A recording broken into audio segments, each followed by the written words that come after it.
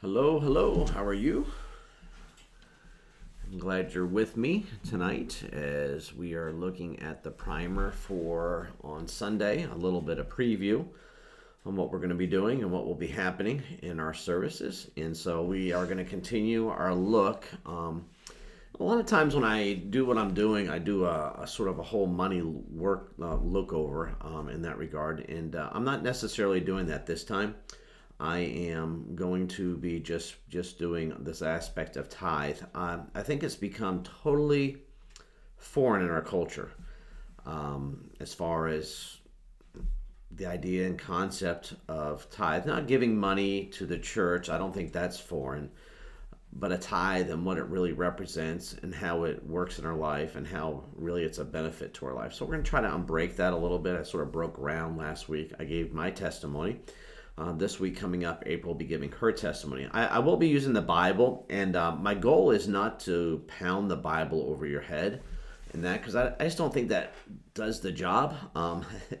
In some ways, it's good to have biblical knowledge. And so this week we're going to look at the Old Testament. We're going to look at Abraham. I love Abraham. He's just a cool guy, does a lot of good stuff.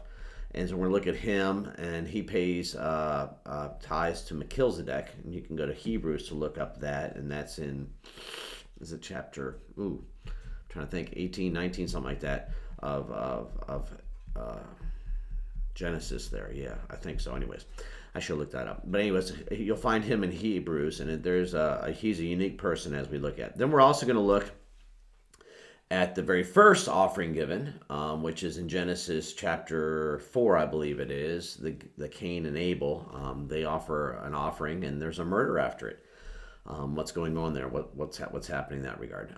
Finally, we'll also look at Jacob and his rest in Bethel. The house of God is what it's called, where he saw a ladder descending and angels traveling up and down. And we know in John, the ladder is Jesus. He's the one that connects us to heaven. But after that experience and sleeping on a rock, which I love, that's just so cool, he slept on a rock.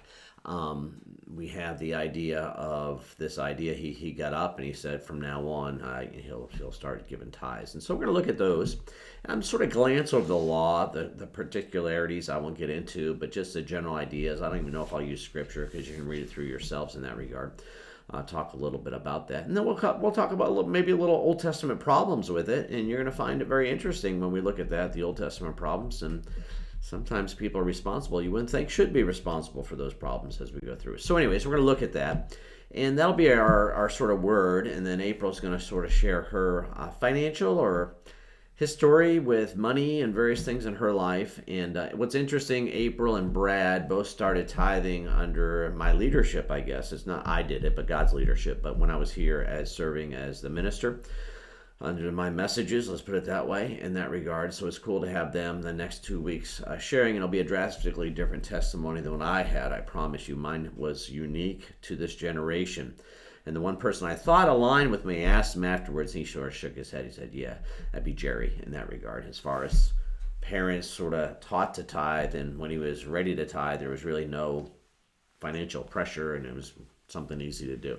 And that's just, I think, a unique story in our day and history where we live right now in America. So we're just trying to reintroduce this idea to you and have you pray over some things. And so before we start our service tomorrow, I'm trying to give a little bit of framework to I guess what we want to accomplish here. And it's not, I just want to it's not for you to drink the Kool-Aid and say, hey, I'm going to start tithing tomorrow. That is never my intention here. We're all on a faith journey. We're all working towards that end. And so we don't want that at all. You just say, okay, I got to do this, because that's not what I think needs to happen. I think your home needs to come to a time of seeking God and say, for now, this is where we are, and we will do and go that way. But there's one caveat I will talk about that's very, very important for us as we move forward in this. And I'll wait till on Sunday to do that. Weather coming tonight, be safe, and thank you for the time of looking over this and listening to me. And if you want to look over some scriptures and have more knowledge than I have when I get there, it's great. Maybe you can sort of let me know something before service, like some key that I need to share. That'd be great if you sort of come up and give me that. Anyways, I've talked long enough. Thank you for your time, and we're looking forward to seeing what God can do to the finances of the individuals who make up the mission of God at Sent Out Community Church, SOCC. Peace, love, and hope.